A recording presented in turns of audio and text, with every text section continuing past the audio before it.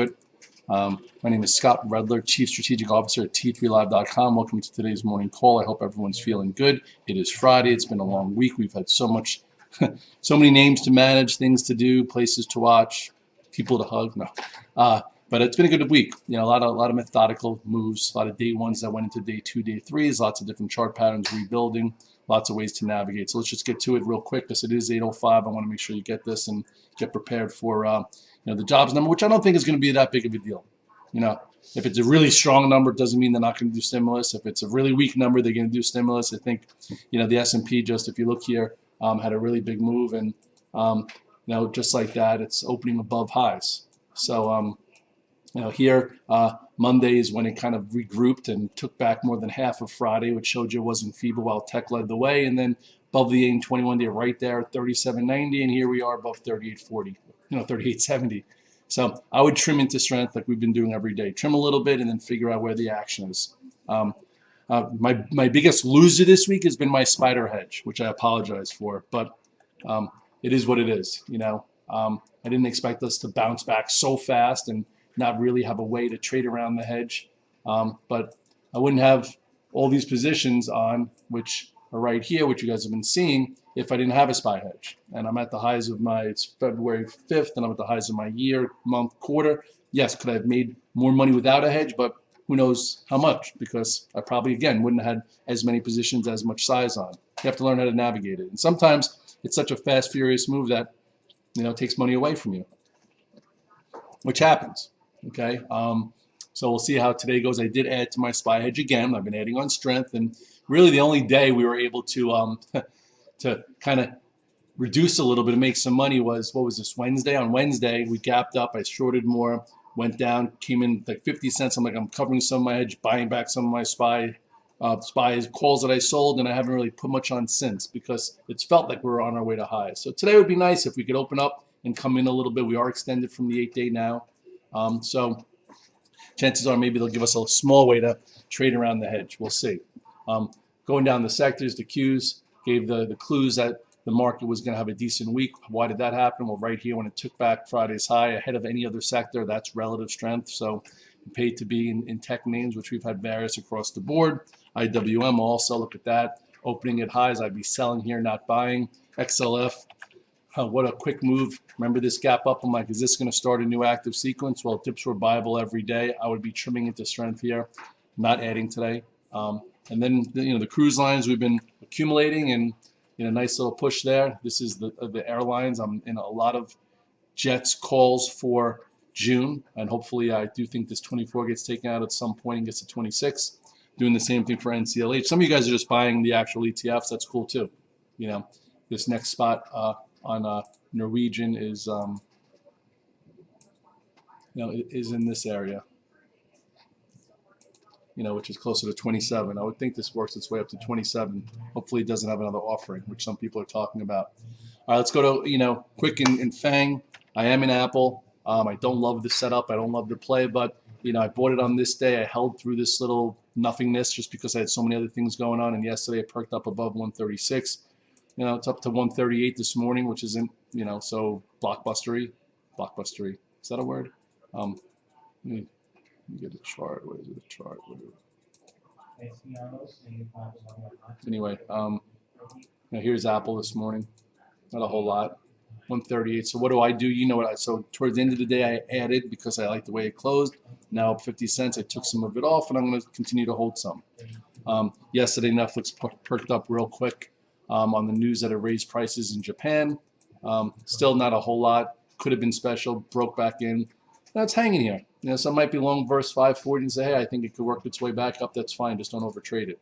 Amazon is back in the friggin' channel. I'm not going to be focusing on this at all unless I see something crazy materially change. It's down $2. Here's your new low to trade against if that's what you want to do. A lot of easier things out there to trade that have volume that aren't as loose. This is 32.77, so I might as well just put that there. 32.77. So I'm like, it's a red dog reversal. I'm like, okay, yeah, it is. So you could be long verse it or not. I'm going to not over focus on it because it's just too tough. Google is still hanging in this earnings gap. So as long as it holds above 2013, just maybe there's another move there. I wouldn't overtrade it.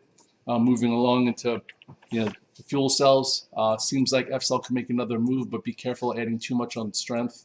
I'm still in options and I'm still in the stock, and I've been selling strength and trying to just maneuver it to prove that it can hold this spot. Some of the other ones real quickly, on its way higher, BLDP, plug, not enough strength. So just be careful. Base on bases sometimes do not continue to go. Let's go quickly into one-off land that I'm still in. We did add a lot of this WIMI yesterday, and it's up a bit. There was actually some news today that I thought was pretty cool news that didn't really get that much traction. But anyway, this is WIMI. What would I do if I were you? If you have 5,000 shares from yesterday, it's up 70 cents. You sell 2,000, hold 3,000, and then if it has really big strength, you add more and let it go. That's how I do it with my overnight trades. Like right now, it's it's 10.25 actually. It was as high as 10.70. I might even buy some back. We'll see where it is intraday. Intraday, if it could hang here and then get above 10.40, I would think that there's a lot of open room there. So we'll see. Ride didn't go yesterday. I apologize. I bought some more. I lost there yesterday also, but as long as it holds here, at some point maybe it can continue to go. Just keep your size down. LAZR also has a potential setup. It's getting tight. Hasn't gone yet. Keep it on the radar. BQ finally went for us yesterday. I'm still in a bunch. I would be trimming some and holding some. This was a nice setup here. Overall, this wasn't easy, but look where it is now. So look back. If you lost money and said, I'm done with this thing, look at it and say, why? What did you do wrong? Because I also, went after it a few times and it didn't work and I lost money. But overall, it's a 13. So I got to look at how I did that too. Anyway, there it is. TIGR, I got out of it yesterday.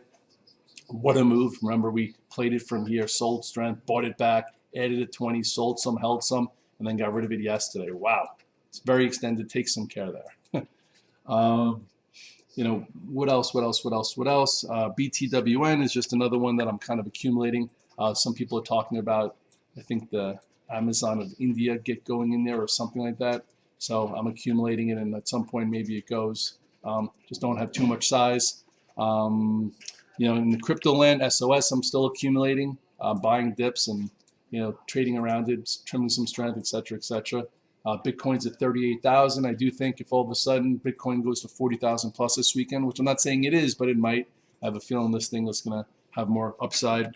This FTFT also hanging right here, looking like it could be accumulating, and at some point it gets going again. Last time, look at that excitement there.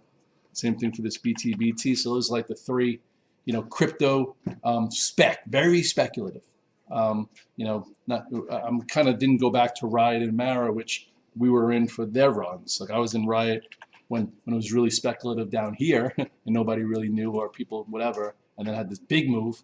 And if you want to be in something that I guess is a little bit more known that could make a new high, then this is Riot. That's 24.74. I personally don't need another $20, $30, $40 stock. I kind of like the fact that it's down there, and if it gets going, there's a lot of upside, and I don't have to worry about it while I'm trading everything else. In SPACland, INAQ has the vote on the 8th. Did not break out yesterday. Did buy a little bit more. I'm going to accumulate. I'm going to own it into the vote.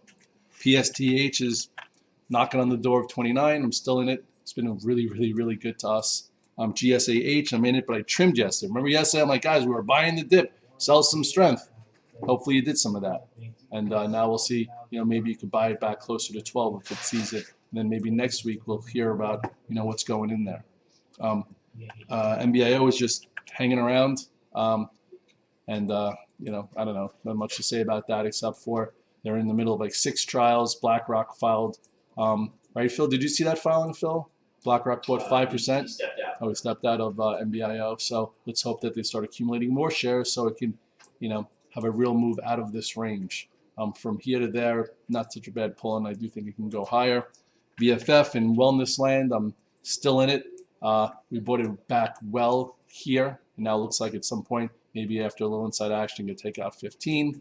I'm still in that the little speculative one, Sandile. Maybe this could hold above $1 for a little bit and then have another move, or not. We're in it from like 98 cents. I did buy the what the hell's the symbol? ZYNE on the PH the GWPH news, and I remember playing this in the teens. You got an $18 price target today, so maybe it gets going.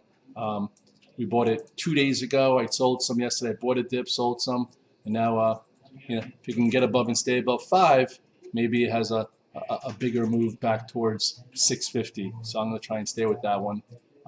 Remember back in the day, this thing was a lot higher when VP and the boys were playing it. But anyway, and fundamentally, I think they're in a trial, but the trial news isn't for a while. So anyway, where could it go? Yeah, 6. I would say 6 to 8. That would be not too much to ask for, without it really having to have material news. But we'll see.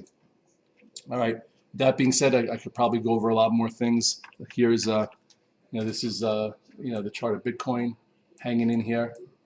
Had its move out of this little triangle, and now it seems like it can go higher. I did trim some Ethereum. What a move! Remember, we were buying more of it in this area. Now I'm down to probably 20% of what I had.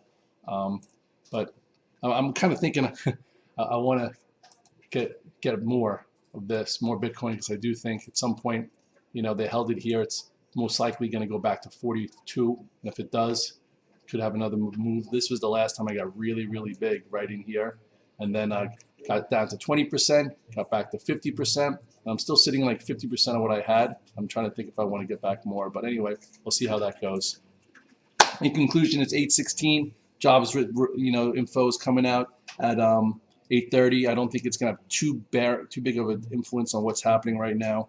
If we push up a little bit more, I'll hedge a little. I'll put a little bit more SPYs out, and if we happen to flash down $1.50, I will cover what I added today and then sit in the hedge and manage the positions. I'll try and be in touch. I'm leaving half day today. Chase is in a really big time basketball tournament, which I'll stream a little bit if you guys want to watch over the weekend. So we're leaving for Penn State at 2 o'clock. So I will maybe do a quick little video before I leave or not.